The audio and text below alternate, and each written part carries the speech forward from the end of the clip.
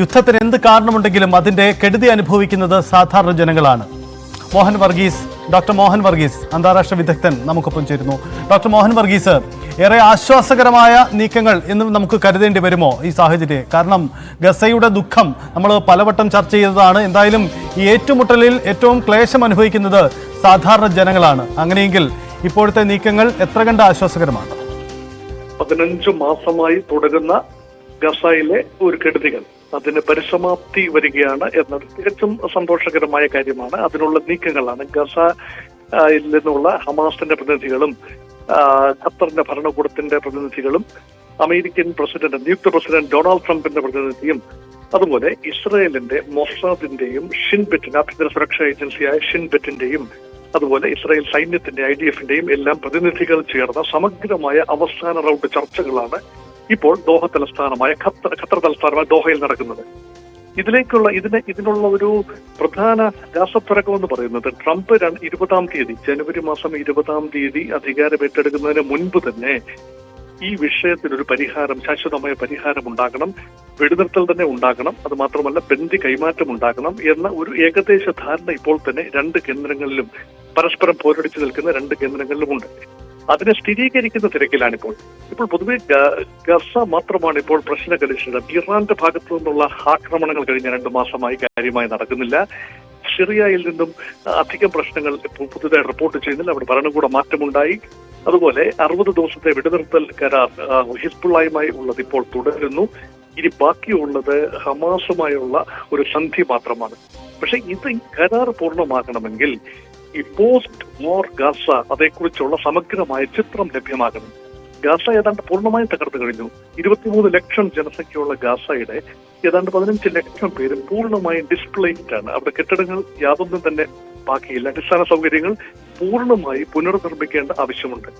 അതൊരു കാര്യം. പിന്നെ ഏറ്റവും പ്രാഥമികമായ കാര്യം ബന്ദികളുടെ കൈമാറ്റം തന്നെയാണ്. 250 ബന്ദികളെയാണ് ഹമാസ് തട്ടിക്കൊണ്ടുപോയത്, ഇസ്രായേലിൽ നിന്നും കൊണ്ടുപോയത് ഒക്ടോബർ 7, 2023. അതിൽ 100 പേര് ആദ്യം തന്നെ വിട്ടയച്ചു. ആദ്യത്തെ വെടിനിർത്തൽ സമയത്ത് 100 പേരുടെ മോചനമുണ്ടായി. ഇനി അവശേഷിക്കുന്നത് ഒരു 100 പേരോളമാണ്. മറ്റ് 50 പേരെങ്കിലും മരിച്ചു എന്നൊരു കണക്കുകൂട്ടലാണ്. അങ്ങനെയെങ്കിൽ ബാക്കിയുള്ള 100 പേരിൽ എത്ര പേർ ജീവനോട് അവശേഷിക്കുന്നുണ്ട്, അവരുടെ ആരോഗ്യസ്ഥിതി എന്നറിയില്ല. ഇപ്പോൾ വരുന്ന നിർദ്ദേശം എന്ന് പറയുന്നത് ഘട്ടം ഘട്ടമായി ഫേസ്ഡ് ആയിട്ടുള്ള ഒരു ബന്ദി കൈമാറ്റമാണ്. 34 പേരെ ആദ്യഘട്ടമായി കൈമാറുന്നു. അത് സ്ത്രീകളും കുട്ടികളും വൃദ്ധരും അടങ്ങുന്ന ഒരു ചെറിയ ബാച്ച് 34 പേരെ ആദ്യം ഹമാസ് ഇസ്രായേലിന് കൈമാറും. അതിന് പകരമായി ഇസ്രായേലിന്റെ ഭാഗത്ത് നിന്ന് ഈ ഹമാസിന്റെയും പലസ്തീനിയൻസിന്റെയും വംശജരായ 1000-ഓളം തടവുകാരെയാണ് ഇസ്രായേൽ കൈമാറാമെന്ന് ഏതാണ്ട് അനൗപചാരികമായി എഗ്രി ചെയ്തിരിക്കുന്നത്. അതാണ് ആദ്യഘട്ടം. 2-ാം ഘട്ടത്തിൽ ബാക്കിയുള്ള ബന്ദികൾ കൈമാറ്റും.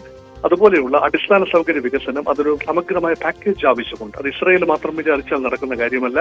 അവിടെ ഐക്യരാഷ്ട്ര സംഘടനകളും ലോകരാജ്യങ്ങളും എല്ലാം ചിന്തിക്കേണ്ട കാര്യം തന്നെയാണ്. അതുകൊണ്ട് ഗാസയുടെ പുനരുജ്ജീവനം അല്ലെങ്കിൽ റീകൺസ്ട്രക്ഷൻ ഓഫ് ഗാസ എന്നത് വർഷങ്ങൾ നീണ്ടു നിൽക്കുന്ന പ്രക്രിയയാണ്. അത് മാത്രമല്ല, ഗാസയിൽ നിലവിൽ വരുന്ന പുതിയ ഭരണകൂടത്തെ കുറിച്ചൊരു ധാരണ ഉണ്ടാക്കണം. ഗാസയിൽ ഇനി ഹമാസ് നേതൃത്വം നൽകുന്ന ഒരു ഭരണകൂടം ഇസ്രായേൽ അംഗീകരിക്കും എന്ന് ചിന്തിക്കാനാവില്ല.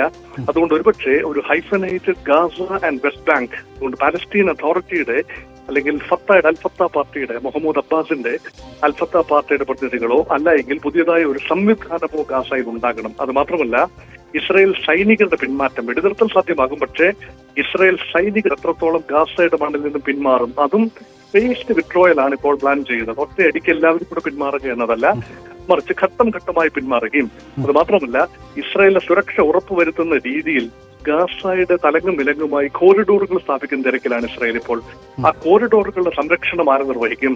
അതുപോലെ ഈ ഗാസയും ഈജിപ്തുമായുള്ള റഫ അതിർത്തി മേഖലയുടെ സംരക്ഷണം ആരാണ് നിർവഹിക്കുന്നത്? ഇങ്ങനെയുള്ള കാര്യങ്ങളിൽ ധാരണയാകേണ്ടതുണ്ട്.